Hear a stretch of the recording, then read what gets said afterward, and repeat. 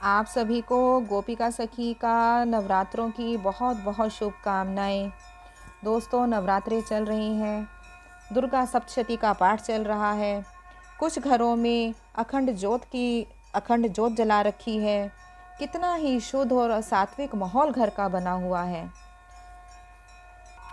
7वां अध्याय शुरू करने से पहले देवी माँ का जो सर्वप्रिय एक मंत्र है उसका हम उच्चारण कर लेते हैं। सर्वमंगल मांगल्ये शिवे सर्वार्थ साधिके शरण्ये त्र्यंबके गौरी नारायणी नमोस्तुते। 7वां अध्याय मन की इच्छा पूरी करने के लिए किया जाता है और इस अध्याय में चंड और मुंड के वध का जिक्र किया गया है। अध्याय को अब हम शुरू करते हैं। ऋषि बोले, इसके पश्चात शुंभ की आज्ञा पाकर वे चंड मुंड आदि दैत्य चतुरांगनी सेना के साथ अस्त्र शस्त्रों से लेस हो चले।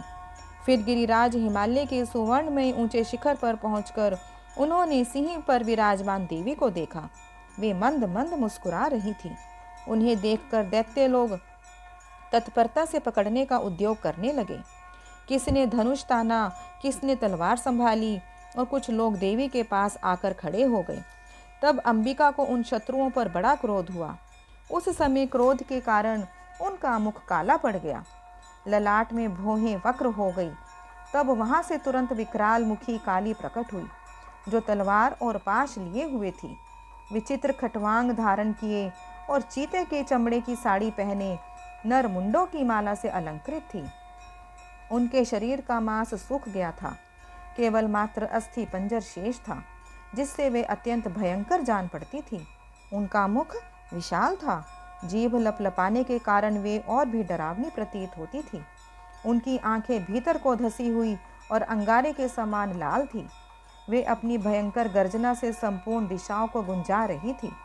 बड़े बड़े दैत्यों का वध करती हुई वे कालिका देवी बड़े वेग से दैत्यों की उस सेना पर टूट पड़ी और उनका भक्षण करने लगी।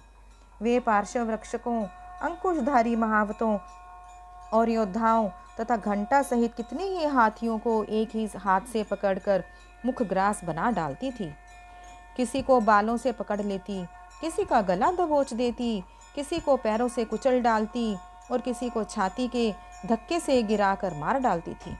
वे असुरों के फेंके हुए बड़े बड़े अस्त्र शस्त्र मुंह से पकड़ लेती और रोष में भरकर उनको दांतों से चकनाचूर कर डालती।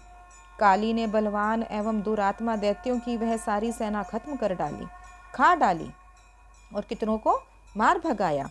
कोई तलवार के घाट उतारे गई, कोई खटवांग से पीटे गए और कितने ही असुर दांतों के अग्रभाग से कुचले जाकर मृत्यु को प्राप्त हुए।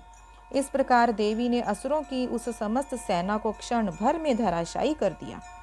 यह देख चंड उन अत्यंत भयानक काली देवी की ओर दौड़ा तथा महादैत्य मुंड ने भी अत्यंत भयंकर बाणों की बौछार से तथा हजारों बार चलाए हुए चक्रों से उन भयानक नेत्रों वाली देवी को आवृत कर दिया। वे अनेकों चक्र देवी के मुख में समाते हुए ऐसे जान पड़े मानो सूर्य के बहुतेरे मंडल बादलों के उदर में प्रवेश कर रहे हों। तब भयंकर गर्जना करने वाली काली ने अत्यंत रोष में भरकर विकट अट्टहास किया। उस समय उनके विकराल मुख से भीतर कठिनता से देखे जा सकने वाले दांतों की प्रभा से वे अत्यंत उज्जवल दिखाई देती थी। सिंह पर से उठकर चंड पर हमला किया और उसके केश पकड़कर उसी तलवार से उसका मस्तक धड़ से अलग कर दिया। चंड को मारा गया देखकर मुंड भी देवी की ओर दौड़ा। तब देवी ने रोष में भरकर उसे भी तलवार से घायल करके धरती पर सुला दिया। महापराक्रमी चंड और मुंड को मारा गया देख मरने से बची हुई बाकी सेना आतंकित हो चारों ओर भाग गई।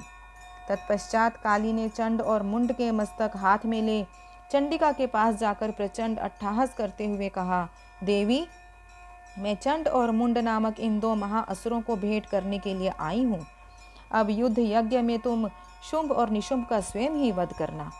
ऋषि बोले, यहाँ लाए हुए उन चंड मुंड नामक महादैत्यों को देखकर कल्याणमयी चंडी ने काली से मधुर वाणी में कहा, देवी, तुम चंड और मुंड को लेकर मेरे पास आई हो, इसलिए संसार में चामुंडा के नाम से तुम विख्यात होगी।